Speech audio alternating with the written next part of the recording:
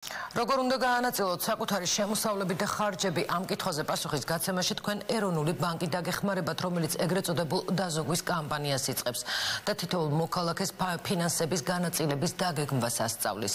ჯერჯერობით ძნელი სათქმელია, როგორ დაგეხმარებათ ფინანსური პრობლემების მოგვარებაში ეროვნული ბანკის რჩევები, რაც მთავარია ამის სურვილი არსებობს. საკუთარი ბიუჯეტის დაგეგმვა და შემოსავლებისა და ხარჯების განაწილება. ჩვენ მიერ გამოკითხული მოქალაქეები ამბობენ, რომ თანხის დაგროვებას ვერ ახერხებენ. ამაში კი ხელს დიდი ოდენობით ხარჯები უშლით. შემოსავალს და ხარჯებს ვერ ვახერხებ, რომ განხაზოს და დანაზოგი როგორც ასეთი მაქვს ცოტა მხოლოდ.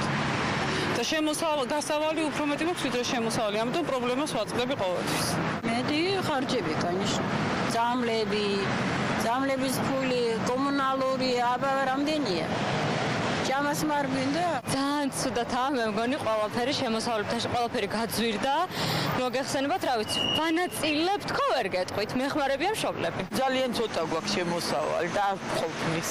როგორ გავანაწილოთ საკუთარი შემოსავლები და ხარჯები? ეროვნული ბანკი დაზოგვის კამპანიას იწყებს და ბავშვებსა და მშობლებს 1 და 2 ნოემბერს დაგეგმილ ღონისძიებებზე იწვევს. მიზანი საზოგადოების ფინანსური განათლების ამაღლებაა. ძირითადი ღონისძიებები იმართება თბილისსა და ქუთაისში. ამ ღონისძიებების ფარგლებში გაიმართება სხვადასხვა მიღებები, იქნება საინფორმაციო ბუკლეტები დარიგებული, იქნება ასევე სხვადასხვა ტიპის გასართობი საინფორმაციო ხასიათის ღონისძიებები ახალგაზრდებისთვის.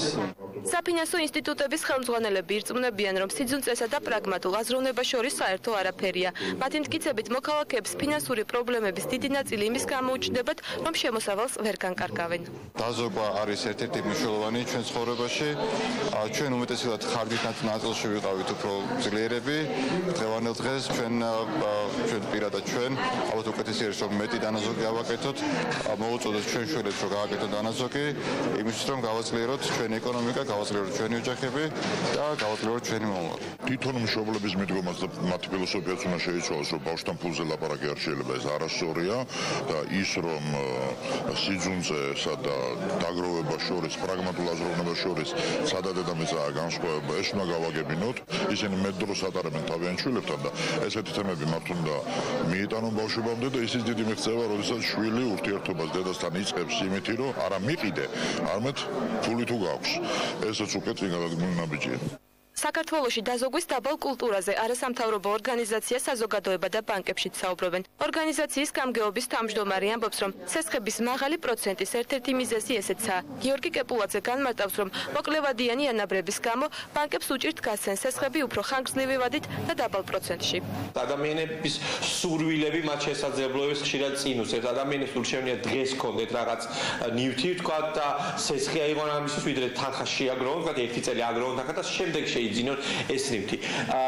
უნივერსალური რჩევა არ არსებობს, მაგრამ აქამდე მივალ თუ სწორად დავგეგმავთ ჩვენს ბიუჯეტს, ყველა ადამიანი სწორად გავსაზღვრავთ იმ ხარჯებს და შემოსავლებს, რაც გვაქვს 1 თვის განმავლობაში, შემდეგ თქვა თვის ბოლოს შევაჯამებთ, რამდენად მივყევით სწორად ამ გეგმას და აქედან გამომდინარე გარკვეული თანხები შეიძლება გამოჩნდეს იმისთვის, რომ ჩვენ დავზოგოთ.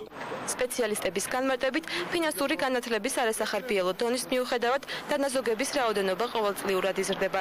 ბოლო 1 წლის განმავლობაში დანაზოგები დაახლოებით 8%-ით გაიზარდა.